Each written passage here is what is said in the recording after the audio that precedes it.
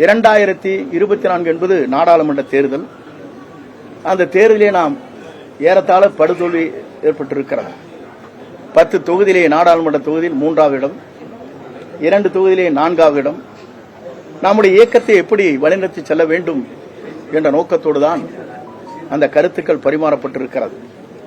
நான் அதை சொல்வதற்கு காரணம், மீண்டும் அனைத்து இந்திய அண்ணா திராவிட முன்னேற்ற கழகம் புத்துயிர் பெற்று நல்லாட்சி தமிழகத்திலே நடைபெற வேண்டும். புரட்சித் தலைவர் கண்ட கனவு, புரட்சித் தலைவர் அம்மாவில் கூறினார்களே, 100 ஆண்டு காலம் இந்த இயக்கம் வலிமையோடு இருக்கும் என்று குறிப்பிட்டார்களே, அதற்கு அந்த கருத்திற்கேற்ப என்னுடைய கருத்துக்களை வெளிப்படுத்தினேனே தவிர, அந்த கருத்தின் அடிப்படையில் அதற்கு பிறகு அடுத்த நாட்கள் அனைத்து பதவிகளும் பொறுப்புகள் நீக்கப்பட்டிருக்கிறது, உறுப்பினரை தவிர. அதற்கு பிறகு நாடாளுமன்ற தேர்தல் வருகிற போதும், மேலவை உறுப்பினர் வருகின்ற போதும் 4 பேர் பரிந்துரை செய்கிற போது நானும் ஒருவனாக இருந்து அந்த பரிந்துரை செய்திருக்கிறேன். அதெல்லாம் பத்திரிகையாளருக்கு தெரியும். என்னை பொறுத்தவரையிலும் இந்த இயக்கம் வலிமையாக இருக்க வேண்டும். இந்த இயக்கம் தான் எங்களுடைய உயிர் மூச்சாக இருந்து கொண்டிருக்கிறது.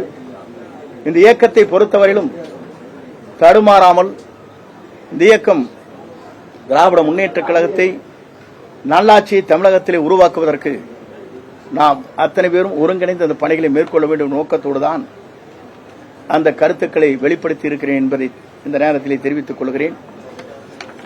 அதே போலதான் கன்னியாகுமரி நடைபெற்ற இடைத்தேர்தல். அந்த இடைத்தேர்தலில் நாம் வாங்கி இருக்கிற வாக்கு என்ன என்று சொன்னால் 5126 வாக்குகள் தான் பெற்றோம். அப்படி என்றால் 2,54,000 வாக்குகள் இடத்தில் 5000 வாக்குகள் பெறுகிற போது சட்டமன்ற தேர்தலுடைய நிலை என்ன என்பதை உணர்ந்துதான் அந்த கருத்துக்களை எல்லாம் நான் வெளிப்படுத்தினேன் என்பதை நான் இந்த நேரத்திலே தெரிவித்துக் கொள்கிறேன். ஆகவே என்னை பொறுத்தவரையிலும் நேற்றைய முன்தினம் தேவர் ஜெயந்திக்கு செல்கிற போது எல்லோரையும் ஒருங்கிணைக்க வேண்டும் நோக்கத்தோடு தான் அனைவரோடும் நான் பேசினேன்.